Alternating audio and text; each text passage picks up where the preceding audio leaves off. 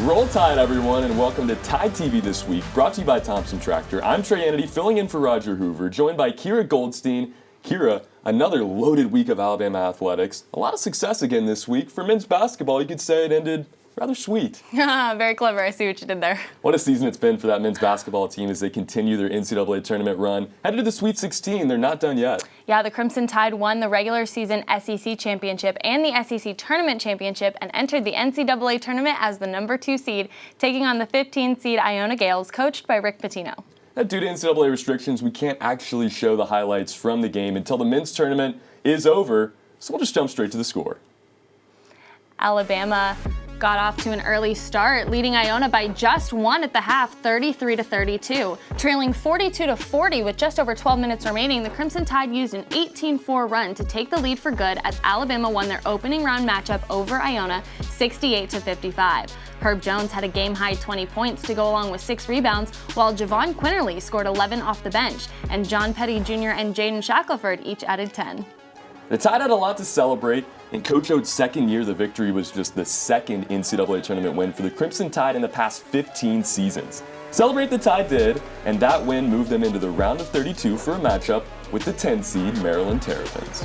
Maryland led early on in the contest, but the Tide heated up from beyond the arc, shooting 47% in the first half, led by 11 from Alex Reese, as Alabama held a 46-38 lead at the half. The Tide kept their hot shooting going throughout the second half, shooting 50% on three-point shots, as the Tide finished with a convincing 96-77 win over Maryland. Jaden Shackelford had a team-high 21 points on 5 of 8 on three-pointers, and John Petty Jr. finished with 20 points and 6 rebounds. Javon Quinterly finished with a double-double as he had 14 points and 11 assists. That win moved the Crimson Tide to the Sweet 16. It's Alabama's first Sweet 16 appearance since 2004. That 2004 squad made it all the way to the Elite Eight. One more win, and Alabama will tie the school record for the best ever finish in the NCAA tournament. To make it to the Elite Eight, Alabama will have to defeat the 11th seed UCLA Bruins. Alabama and UCLA will square off on Sunday night at 6:15 Central at Hinkle Fieldhouse on TBS. And we wouldn't have it any other way. For Alabama to tie the school record by making it to the Elite Eight, the Tide will have to defeat the team with the most NCAA basketball national championships. UCLA has won 11 NCAA tournament titles. Wow, that's a whole lot. A win would put Alabama just one game away from their first ever Final Four appearance. If Alabama can get past UCLA, the Tide will take on the winner of the number 1 seed Michigan and 4th seed Florida State on Tuesday. For the most part, the Tide has been in a bubble in Indianapolis, and when they're not practicing or playing, they've been staying at their hotel. Well, they had an off day on Tuesday. What did they decide to do with it? Well, they took a special visit to the Indianapolis Zoo. Let's go all access with the Tide as they enjoyed a little outside time at the zoo. This one's coming, watch. So you got the fin, he ain't like that. Look, you can see his mouth, he drinking the water, bro. Oh, Nemo over here? There's 2 Nemos. There you go. Where's Nemo? Give it 5, bro. They tripping. He look like the one off Surf's Up, right? Favorite animal? These walruses over here, these big boys.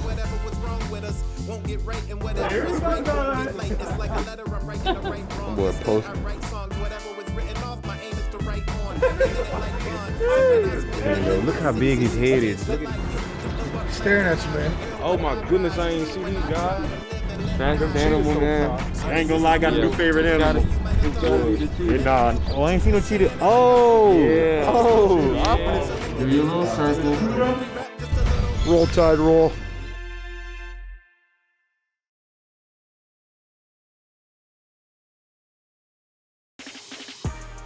Welcome back to TideTV This Week, brought to you by Thompson Tractor. Just like the Alabama men's basketball team, the Alabama women's basketball team is competing in the NCAA tournament. The first round opponent for Alabama was the 10th seed Tar Heels of North Carolina. Ironically, the last time Alabama was in the NCAA tournament back in 1999, their opponent was North Carolina. What a coincidence. Last time North Carolina won that matchup, but this time the Crimson Tide would prevail. Alabama led for almost the entire game against North Carolina. A Megan Abrams three about 3.5 minutes into the game gave the Crimson Tide a 6-2 lead over the Tar Heels, and Bama would never look back.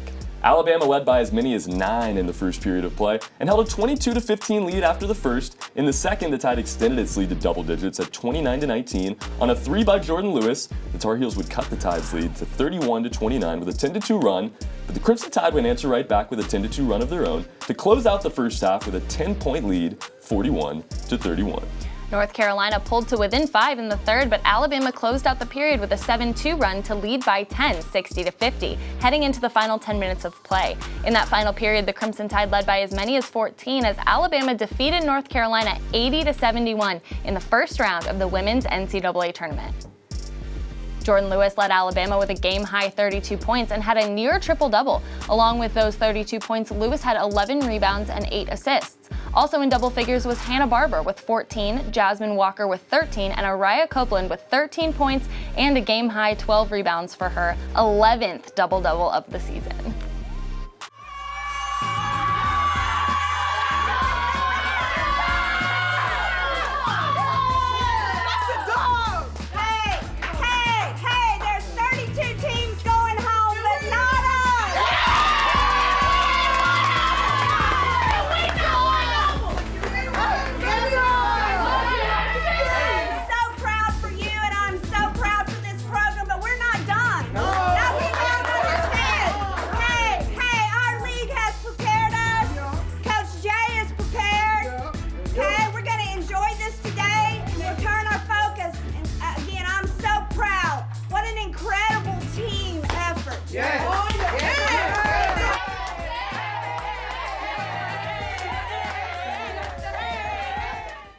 What an exciting game and the first win for Alabama's women's basketball team in the NCAA tournament since 1999.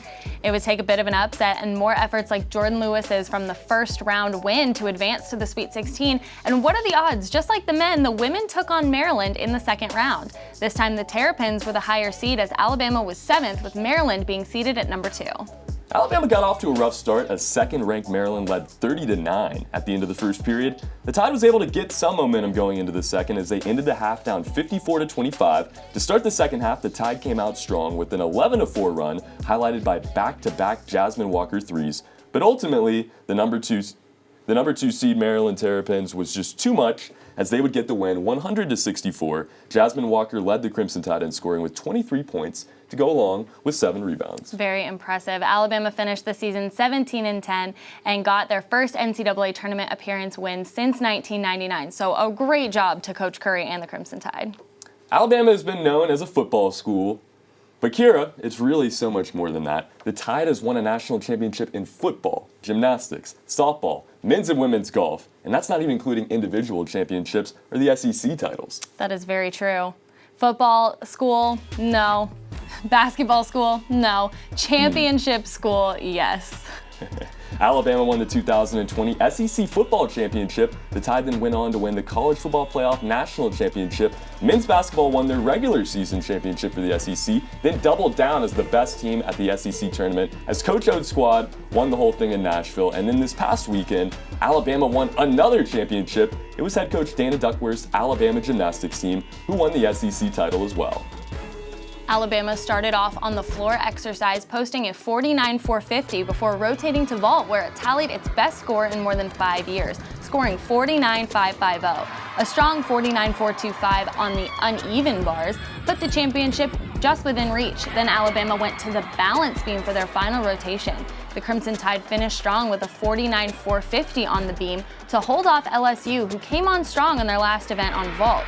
Ranked 8th nationally coming into the championships, the Crimson Tide held off the 4th-ranked LSU Tigers, who took 2nd, and the number 1 team in the nation, the Florida Gators, who finished 3rd with a season-best score of 197-875. Alabama was led by Luisa Blanco, who won the all-around with a 39-800, and Lexi Graber, who posted a 39-575 to take 3rd in the all-around. Blanco also won a share of the vault, uneven bars, and balance beam with a trio of 9.95s. Blanco was also named the SEC Gymnast of the Year. The Alabama gymnastics team has added to what has already been an incredible year for the University of Alabama. The Southeastern Conference Gymnastics Championship is the 10th title in school history. It just seems like a few weeks ago we were watching the Alabama football team raise the trophy in Miami as they won the College Football National Championship with the 52-24 victory over Ohio State. Now the Tide is back out on the practice field preparing for the upcoming season. We'll take you out to the practice field with Coach Saban and the Tide when we return. Welcome back. Just a little over 2 months ago, the Alabama football team won its 18th national championship game over the Ohio State Buckeyes in Miami. This past Friday, the 2021 version of the Crimson Tide took to the practice field for the first time for spring practice. Alabama will have 15 practices, including A-Day. The Tide's spring practice will conclude with the Golden Flake A-Day game that is scheduled for April 17th. That game will kick off at noon Central and will be televised on ESPN. The new coaches are, doing, I think, really well.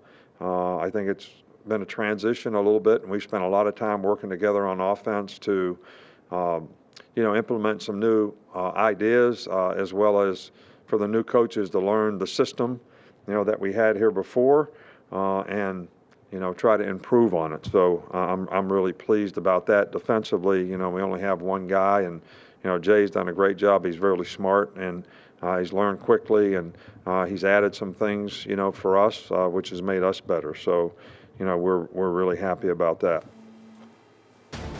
Also on Tuesday, Alabama held the first of 2 pro days for draft-eligible Crimson Tide athletes to showcase their talents for NFL scouts. All 30 NFL teams were in attendance. 10 draft-eligible players worked out for the NFL scouts as they were tested in the bench press and vertical jump, along with the broad jump, 40-yard dash, agility drills, and position-specific drills. The NFL draft is scheduled for April 29th throughout May 1st in Cleveland, Ohio. We'll head out to the Diamond to see how the Alabama baseball and softball teams fared this past weekend when TideTV returns, coming up next.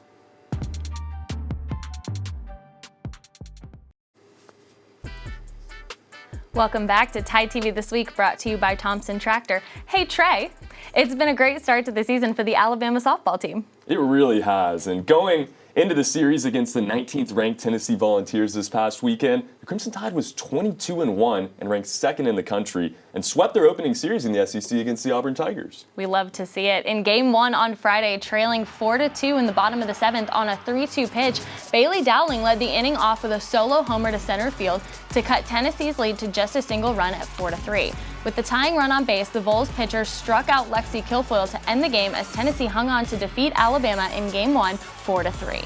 Needing a win on Saturday to even the series, leading 3-1 in the bottom of the 5th, Bailey Hemphill crushed the pitch off the scoreboard for the solo home run. Then again in the 6th, it was Hemphill who drove in 2 more with a single to left field as Alabama evened the series with the 7-1 win in Game 2. Lexi Kilfoyle improved a perfect 10-0 on the season as she held the Vols to just 1 run across 7 innings. With the game scoreless in the 5th inning of Sunday's Game 3, Lexi Kilfoyle showed she can hit as well as pitch as she dropped an RBI single into right field to put the Crimson Tide up 1-0. Then with the infield drawn in and Maddie Morgan at the plate, Morgan hits it to the second baseman. She decided to throw it home, but Savannah Woodard slid in under the tag. 2-0 Crimson Tide. KB slides drew a bases-loaded walk for the final run of the game. On the mound, Montana Fouts was dominant, striking out 8 and shutting out 19th-ranked Tennessee across 7 innings as Alabama wins Game 3 and the series with the 3-0 win. A big series win for the Crimson Tide over the Volunteers. How impressive have the Tide been so far this season? Alabama is ranked in the top 5 in every poll, and in this week's softball RPI rankings, the Crimson Tide are ranked number 1. Wow, how about that? The Alabama baseball team's off to a good start as well.